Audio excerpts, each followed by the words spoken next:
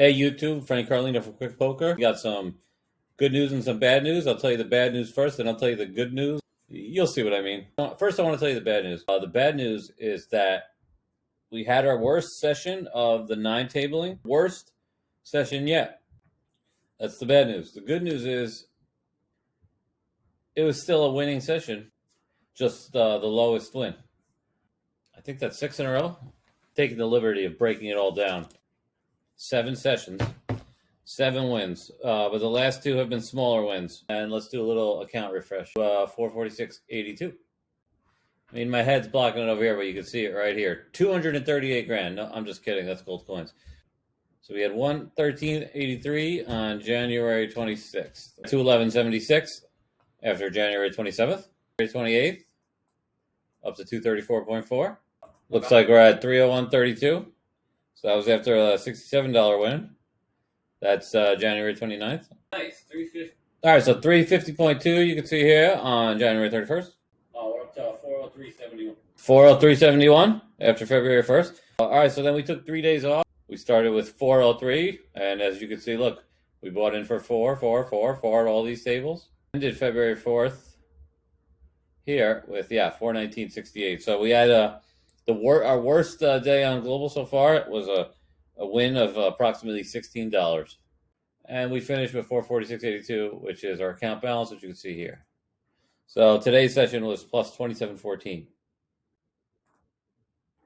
All right, so we have 322.5 divided by 13 hours, and 23.9 is our overall hourly rate in 13 hours and 25 minutes. Listen to what I say here. All right, I'm making $32.8 an hour playing 10 no limit, 9 tabling.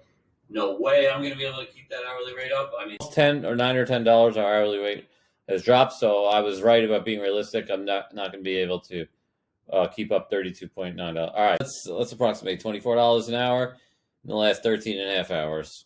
The next 13 and a half hours, let's see if I can come up with an hourly rate of around $24. The plan is still to reach 4 figures. So this 446 needs to become a 1,000. So we're going to need $553.18 more. Let's hope we can do it in the next 20 hours of playing. All right. Obviously, people may want to see a little higher stakes, but we're going to do it the right way, and we're going to get there by earning it. You have to earn the right to play higher stakes, and you do that by winning a certain amount of buy-ins at the lower stake. Here I have 8-9 suited. What this guy's doing is he's telegraphing his hand strength with his raise size. First of all, he's under the gun, so we know he's not going to just raise from there for no reason. People do this at the casino if you play 1-2. It's literally like if they have just 2 high cards or like a small pair, they raise to 10. And when they have a big pair, they raise to 15 or 20. They literally telegraph their hands. They're not balanced. You should just raise the same so you're balanced, so no one can tell exactly what you have. So when this guy raises this and this guy calls, so I'm sitting there and I'm like, okay. Yeah. If I thought he had ace jack, ace queen, I wouldn't even want to call. It's because I know he has extra strong hand, and I have the strong hand destroyer. Oh, that's a good flop. 5, 6, 7. Okay, so now most people are checking to the razor. I'm going to bet right into him. Why? Because in his mind, if he had the nuts, he would check. Why would you bet a hand that can't be beat? You would obviously check to set the trap. This is actually the wrong move. He's probably the type of player that when he makes this type of bet, watch my bet size. All right, about 2/3 pot, a little over half pot. He's doing this with his hands that need protection, like ace 7, pocket 8s. Okay, 7, 8, pocket 9s, pocket 10s, hands like that. Unbeatable hands he would check. So automatically he assumes I'm doing that. He's assuming I think like he does. But when you're in a situation where bluffing would never work, you should start betting lots of money, because this guy obviously has a very strong hand based on his pre-flop size. Once he raises me, I could just jam, because pot odds, and it doesn't even matter about pot odds, because if I had more, he would have still called if I jammed. I could just comfortably jam knowing he's never folding because of pot odds and the strength of his hand. And it's not just the situation. It's not just the pot odds. All right. If I had another 10 behind plus that 7, I would play it the same way, and he still probably wouldn't fold. So I'm not saying he's like. I'm not saying this is the worst play ever by him, but checking, not in that situation. So that was one of my favorite hands today. That's a all right, $15 pot. All right, so this is my favorite hand of today.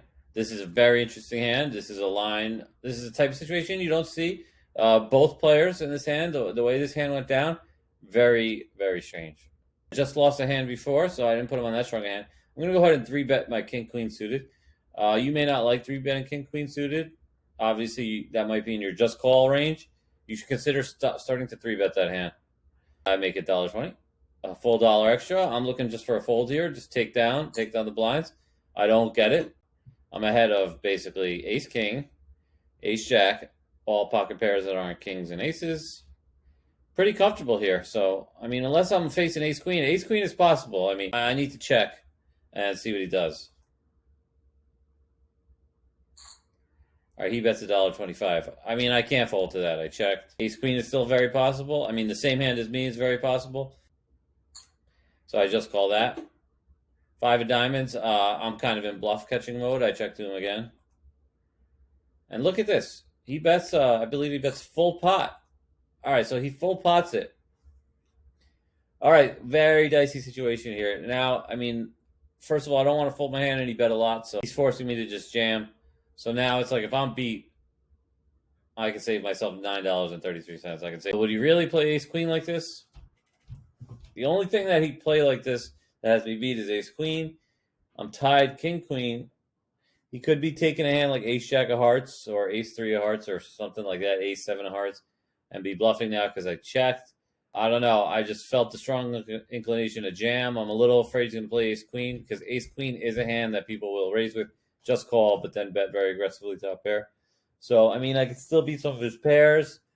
I actually think he has a complete bluff, too, some of the time, and there's too many bad cards in the river. So, you know, I just go for the jam here. And I wasn't completely sure it was the right move, but I felt like a lot of the time it's going to be the right move. I probably have the best hand here. Deliberate, jam. He calls it off with pocket jacks. So you probably should have just put more money in pre-flop then if that's how you're going to play a post-flop on a queen-high board. Thank you for watching. Hit that like and subscribe button for your boy. See you tomorrow.